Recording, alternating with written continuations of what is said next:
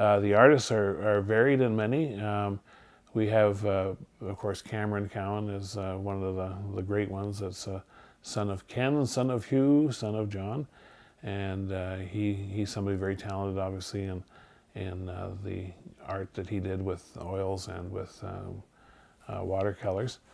You have Aunt Betty, who is indirectly connected to art with the work of David Milne, the great painting that he did of her, and part of that.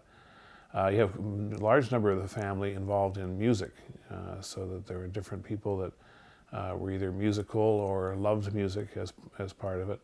It certainly was part of the culture to entertain yourself with music, more so perhaps in the old times than in our time.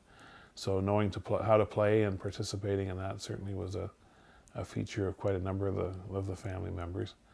And probably as much so in our generation, as we look at the number of the people that are very gifted, including your children and others that are involved in music as well. In talking with people about the siblings, so to me I refer to the siblings being the 9 children that would have been the children of Hugh and Jean Wood. So that's, in my case, great-grandpa and Granny Cowan, as we called her.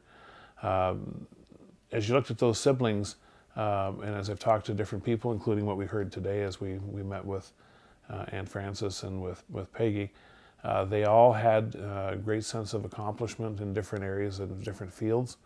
But as they would gather together, they could enjoy lots of time, but they weren't like a lot of families which are very clannish in the sense of living around the corner from each other, spending every waking hour or a lot of back and forth with it.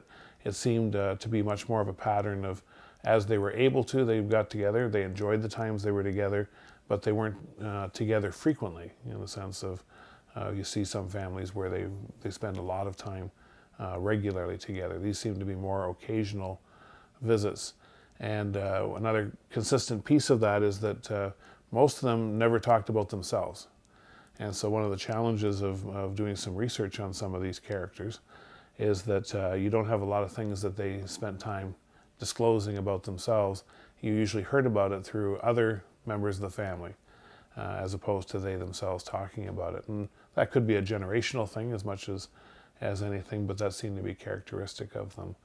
And so it makes it a little harder to research because there's not a lot of their own autobiography, those kinds of tools that you might see in other places or other families on it.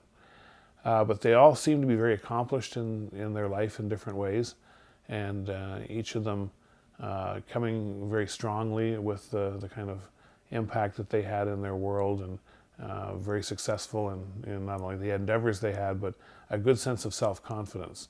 As the ones that I met over my childhood and growing up, they all had a good sense of self. They had a good sense of knowing who they were, and that gave them, I think, an ability to be a little more independent.